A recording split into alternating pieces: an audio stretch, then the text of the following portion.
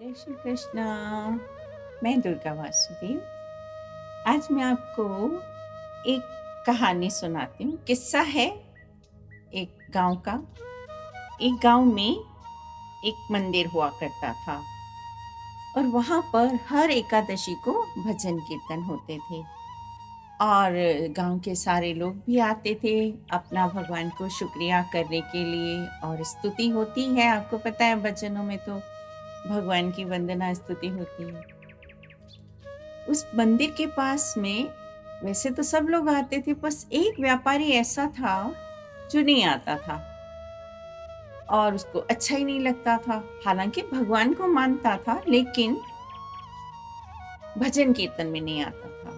और एक बार उनकी बहस हो जाती है मंदिर के पुजारी से कि भाई आपको तो काम धाम है नहीं, रात रात तक भजन कीर्तन करते हो। तो बोला एकादशी को तो रात की रात्रि भजन की महिमा है।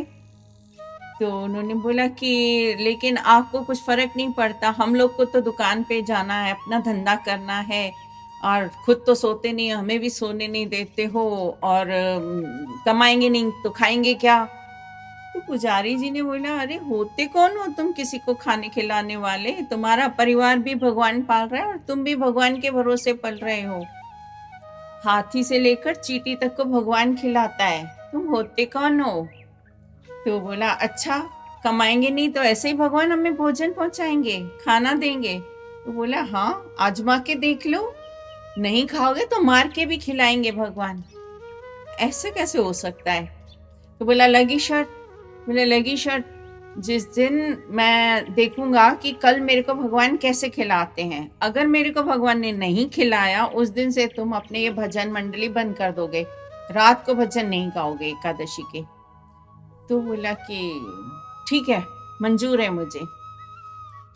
तो अब इन लोगों में ये ठन गई।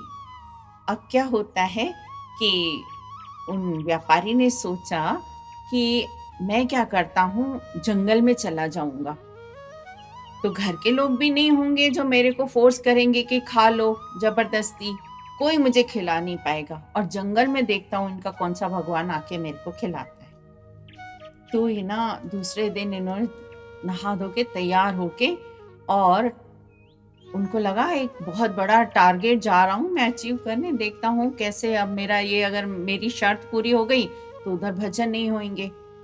तो उन्होंने अपनी पत्नी को बोला कि मेरे को टीका लगा दो, मैं जा रहा हूँ एक बड़े काम से। पत्नी ने सोचा जा रहे होंगे, और इन्होंने इधर क्या किया था, व्यापारी ने एक डिब्बी में एक छोटी सी चींटी को उठा के डिब्बी में बंद करके छुपा के रख दिया और फिर वो टीका लगवा के और चले गए। कहाँ, जंगल में। और वहां पर एक पेड़ पर चढ़कर बैठ गए कि अब यहाँ ना मेरे को कोई देखेगा, ना मेरे को खाना खिलाएगा, ना ही कुछ होगा और मैं शर्त जीत जाऊंगा।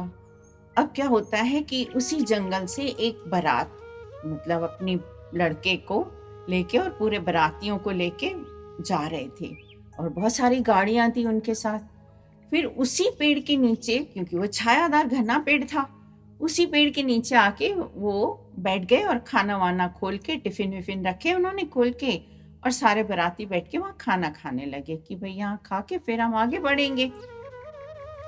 तो इतने में घोड़ों के टापों की आवाज आती है, तो वो बारातियों को लगा होंगे कोई लुटेरे या लूटने वाले। तो वो बिल्कुल जल्दबाजी में सारा सामान अमान समेट के, बाकी खाना वाना उन्होंने नहीं समेटा और वो जल्दी से गाड़ियां भगा के निकल गए और खाना वहीं रह गया। इतने में वो जो डकैती थे, वो लुटेरे ही थे जो घोड़ों पे आ रहे थे, वो देखा कि गरम बढ़िया वाला खाना पड़ा है, बहुत सारी खाने की वैरायटी पड़ी है, लेकिन खाने वाला कोई नहीं है। लग रहा है किसी ने हमारे लिए जाल फैलाया है कि हम लोग आएंगे और ये खाना खा लेंगे तो हम मर जाएंगे, होगा जरूर इसमें जहर वहर होगा। तो वो लोग उधर इधर उधर देखने लगे, कहीं कोई नहीं दिखाई दिए।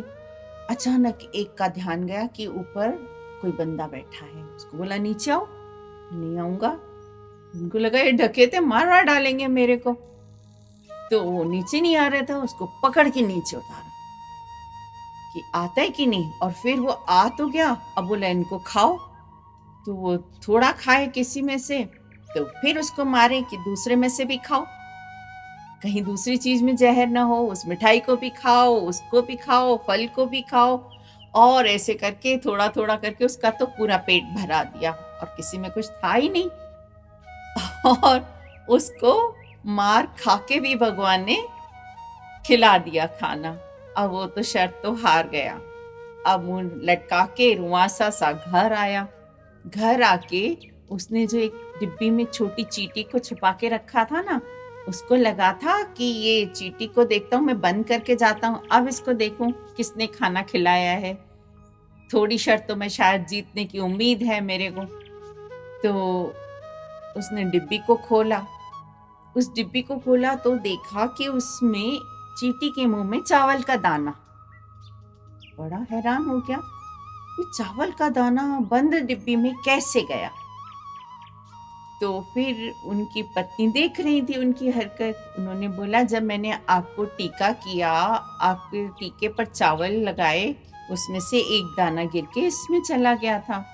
वो तो बड़े कृपालु हैं, उन्होंने उसको भी भोजन पहुंचा दिया है। तो इस तरह से वो व्यापारी तो अपनी शर्त हार गया। और भगवान अपने भक्तों की तो लाज रखते हैं। वो पंडित जी एकादशी का व्रत करते थे, एकादशी के भजन कीर्तन करते थे, जागरण करते थे, तो भगवान कैसे नहीं उनकी बात मानते। मानते और मानी, और वो शर्त हार गए। और अब उनको भी विश्वास हो गया, उन व्यापारी को भी, कि भगवान कैसे खिलाते हैं। कोई कुछ नहीं करता, जानवर कौन से कर्म करते हैं, कौन से दुकान जाते हैं, उनको भी भगवान पहुंचाते हैं ना खाना, कैसे भी किसी के भी द्वारा। जय श्री कृष्ण।